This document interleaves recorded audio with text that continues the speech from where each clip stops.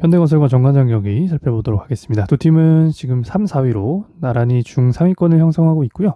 사실 정관장 같은 경우는 이번 시즌 공격 전체 1위, 그리고 서브 전체 1위, 블로킹 전체 1위로 더 높은 곳에 위치해야 되는 팀이지만 지금 3위에 위치하고 있는 이유는 역시 리시브 때문입니다. 리시브 전체 꼴찌로 굉장히 좀 리시브가 불안한 팀이고 기복이 굉장히 심할 수밖에 없고, 또 리시브가 불안한 날에는 이제 세터의 토스 불안까지 겹치기 때문에 굉장히 좀 분석하기가 쉽지는 않은 팀입니다. 그래서 오늘은 현대건설 위주로 한번 분석을 해보도록 하겠습니다. 현대건설의 시즌 출발은 그렇게 나쁘지 않았습니다. 흥국생명에게 아쉽게 3대2로 패배한 걸 제외하면은 페퍼, 기업, 도로공사를 모두 잡아내면서 3승 1패로 출발을 했는데, 그 이후에 정관장에게 3대 0패, 그리고 GS에게 역시 3대 0으로 패하면서 조금 1라운드 마무리가 좀 아쉬웠다, 이렇게 볼 수가 있을 것 같습니다. 지금 현대건설이 좀 좋은 성적을 내지 못하는 이유는 크게 3명의 선수와 연관이 되어 있다고 생각을 하는데, 일단 이다현입니다. 이다현 같은 경우는 작년 기록이랑 조금 비교를 해보면은 작년에 공격 성공률 49%에서 올 시즌 40%, 많이 줄어들었고요. 블로킹 역시 0.59개에서 0.26개로 많이 줄어들었고, 서브 역시 0.16에서 0.04, 굉장히 많이 줄어든 모습입니다. 작년에 비해서 확실히 활약상이 조금 없어졌고요. 그리고 저는 김현견 리베로도 작년에 비해서는 확실히 좀 안 좋다고 보고 있습니다. 리시브 전체 랭킹을 보시면은 지금 김현견이 14위에 위치를 하고 있는데, 리베로 포지셔닝 거 감안하면은 굉장히 좀 낮은 순위고요.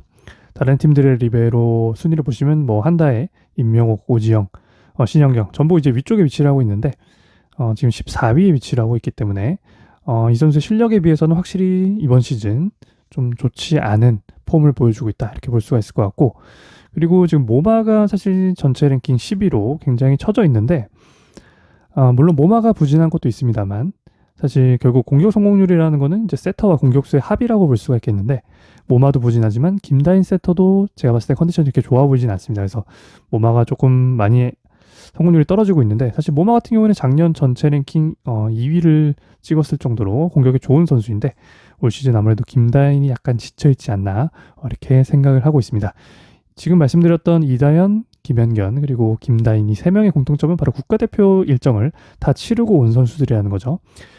올해 국가대표 일정을 좀 살펴보면은 굉장히 좀 타이트했습니다. 일단 8월 말에 아시아 선수권이 있었고요. 그리고 9월 초에 올림픽 예선이 있었고, 9월 말에 아시안 게임이 있었습니다.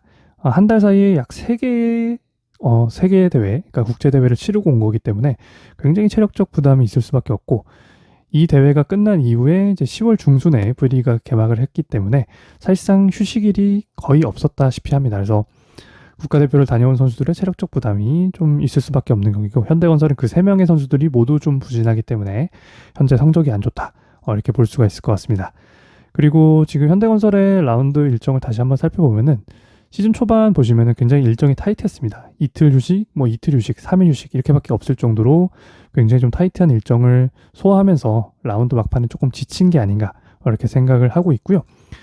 11월 이제 1라운드 마지막 경기가 11월 3일에 있었고, 이제 오늘 2라운드 첫 번째 경기 11월 9일에 치러집니다. 그래서 한 5일간의 휴식, 좀 긴 휴식일이 있었기 때문에 현대건설이 어느 정도 좀 재충전을 하고 오늘 게임을 치를 수 있다, 이렇게 생각을 하고 있고, 좀 휴식을 취하면서 좀 충전이 된다면 충분히 또 시즌 초반처럼 좋은 게임을 할 수 있는 팀이기 때문에 휴식일이 긴 날에는 조금 기대를 해볼 만하다, 이렇게 보고 있습니다.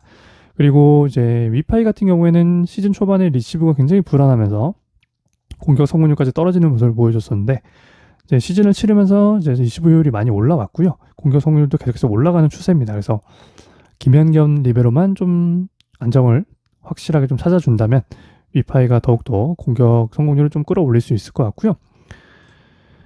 사실 이제 정관장이 굉장히 좀 리시브가 불안한 팀이기 때문에 서브로 흔들어야 됩니다. 근데 작년에 현대건설이 서브 2위였는데 전체, 올 시즌을 보시면은 서브가 전체 꼴찌입니다. 그 정도로 좀 컨디션이 많이 저조한 것 같고요. 사실 멤버 변화가 크게는 없었습니다. 현대건설 같은 경우에는 이제 김주양이 뛰고 있고, 그리고 외국인 선수가 이제 모마로 교체된 것 외에는 커다란 변화가 없는데, 모마 같은 경우에는 작년 서브 랭킹을 보시면 전체 3위로 서브가 굉장히 좋은 선수였어요. 그래서 전체적으로 좀 선수들이 지쳐서 이 서브 수치가 떨어져 있는 거지, 다시 제 컨디션으로 올라오면 서브가 다시 현대건설은 좀 상위권으로 올라갈 수 있는 그런 팀들이라고 생각하고 있습니다. 그리고 앞서 설명드렸던 3명의 선수 중에 2명, 김다인, 이다영 같은 경우는 서브도 굉장히 좋기 때문에 휴식 이후에 또 좋은 서브를 보여줄 수 있을 거라고 생각이 됩니다. 그래서 오늘 경기는 뭐 사실 그렇습니다. 현대건설이 뭐 좀 휴식이 길었고 재충전의 시간이 있었지만 그게 오늘 발휘될지 뭐 다음 경기에 발휘될지 그건 모르지만 오늘 상대가 좀 기복이 심한 정관장이기 때문에 한번 현대건설 사이드로 가볼 만한 경기라고 생각을 하고 있고요. 현대건설은 좀 일정을 체크를 하고 배팅을 하는 게 좋다고 생각을 합니다. 좀 타이트한 일정보다는 좀 여유 있는 일정 속에서 배팅을 가는 쪽이 낫다고 생각을 하고 있고요. 오늘 5일 휴식이 있었기 때문에 뭐 기대를 해볼 만한 것 같습니다. 그래서 오늘은 현대건설 승이나 프렌 쪽 사이드로 배팅을 한번 가보도록 하겠습니다. 감사합니다.